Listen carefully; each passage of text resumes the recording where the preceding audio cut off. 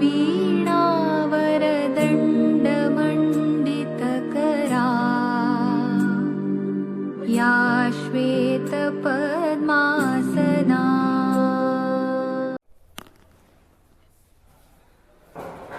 नमस्ते। આપણો પાઠ 13 છે અમીર ગુજરાતી દક્ષિણ મણી ના લેખક શ્રી ચંદ્રવદન મહેતા અને આ પાઠનો પ્રકાર છે પ્રવાસ લેખ। ધોરણ 7 ની અંદર આપણો આ પાઠ 13 છે એ વાંચતાની સાથે આપણે કંઈક અજુગતું લાગશે, કારણ કે પાઠનું વાંચન કરીએ તો આપણને એવું લાગે કે આ કંઈક ક્ષેત્ર કે કોઈ વિસ્તારની અહીં આગળ વાત કરેલી છે। એ પહેલા આપણે થોડો લેખકનો પરિચય મેળવીએ કે લેખક શ્રીનું મૂળ નામ ચંદ્રવદન સિંહ મહેતા છે। એમનો જન્મ ઈસવીસન 1901 અને એનું મૃત્યુ છે ઈસવીસન 1991 ની અંદર એનું મૃત્યુ થયું છે। લેખકનું જન્મ સ્થળ છે સુરત અને સુરતની અંદર લેખક શ્રી એ આકાશવાણી રેડિયો સાથે પોતે સંકળાયેલા હતા।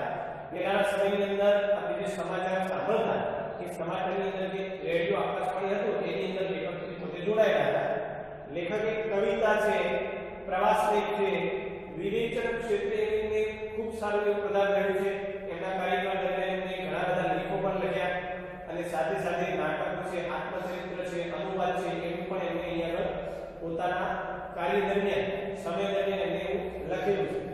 લેખક શ્રીનું મૂળ લેખો કહેવાય કે મૂળ લેખો એટલે જે લખ્યા છે એ માત્ર ને માત્ર પ્રવાસ આધારિત। આ પાઠની અંદર પાઠનું શીર્ષક એટલે કે વિષયાંક છે, એ વિષયાંક જોતા જ આપણને લાગે કે ભાઈ ભમીએ ગુજરાતી દક્ષિણ મણી ગુજરાત છે, પણ એ આ પાઠ છે એનું મુખ્યત્વે કઈ વિસ્તારની વાત કરી છે? દક્ષિણ ગુજરાતની।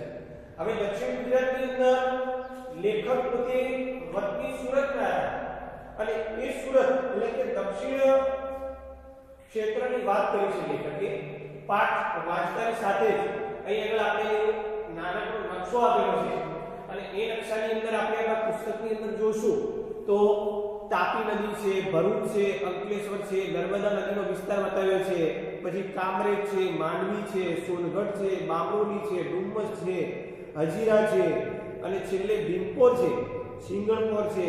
તો આ જે વિસ્તારો છે એ દરેક વિસ્તારની લેખક શ્રીએ અહીં આગળ સારી એવી સમજૂતી આપણને આપી છે અને આપણને ભવિષ્યમાં આપણે એવું કહીએ કે તમે આ વિસ્તારની જો મુલાકાત લો તો એ વિસ્તાર આહલાદક અને જોવાલાયક અને કઈ સંસ્કૃતિને આધારિત અહીં આગળ લેખકે વાત કરી છે।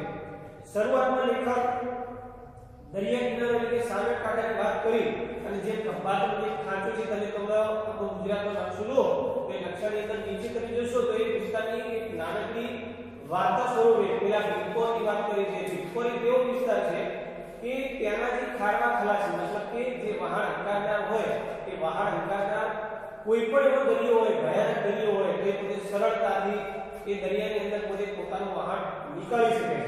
સાથે સાથે લેખક શ્રીએ પોતાનો એક જન્મસ્થળ એટલે કે સુરત શહેરની પણ વાત કરી છે।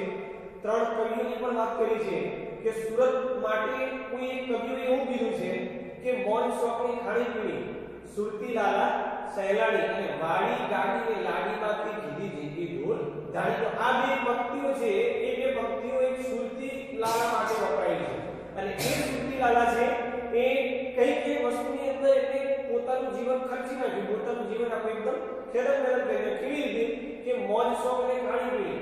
અત્યારે તમે જો કે સુરતનો વિસ્તાર છે તો સુરતની કોઈ દિવસ આપણે મુલાકાત લીધી તો આપણને ખબર છે કે ભાઈ એ વિસ્તારના લોકો શું છે કે મોજ શોખ અને ખાવા પીવામાં બહુ પોતે પૈસા વેડફી દેતા હોય છે અને વાડી ગાડી અને લાડી એટલે પત્તી લાવવામાં ગાડી લાવવામાં એટલે જિંદગી આખી કેવી કરી દીધી? ધૂળ ધાણી કરી દીધી। તો આની પણ લેખક ચંદ્રવદન મહેતાએ પોતાનું જન્મસ્થળ હોવાથી એમને સારી એવી સમજૂતી અહીં આગળ લેખકે આપી છે। સાથે સાથે આપણે ઇતિહાસની અંદર પણ ભણ્યા છે કે સુરત છે એ સૌપ્રથમ અંગ્રેજો ત્યાં આગળ પ્રવેશ્યા હતા। અંગ્રેજો આવ્યા હતા, પછી ફિરંગીઓ આવ્યા હતા, ફરાસીઓ આવ્યા। તો એ કેટલી જે ભારતની અંદર જે આવેલી પ્રજાતિ હતી એ પ્રજાતિ ભારતની અંદર ક્યાંથી મુખ્યત્વે પ્રવેશી હતી? સુરતની અંદર થઈ। એ સુરતની અંદર એ સમયમાં એટલી એની અંદર જાહો ચલાવી હતી તો એ વિસ્તારની એ આખું સુરતની પણ લેખકશ્રીએ સારી એવી વાત કરી છે. સાથે સાથે અજીરા છે, અજીરાની દીવાદાંડી છે, પછી જે સતપુરાના જંગલોની અંદર લેખકે વાત કરી છે. સાથે સાથે અંકલેશ્વરની અંદર જે નર્મદા નદીનો વિસ્તાર છે એ નર્મદા નદીના વિસ્તારની પણ લેખકશ્રીએ વાત કરી છે.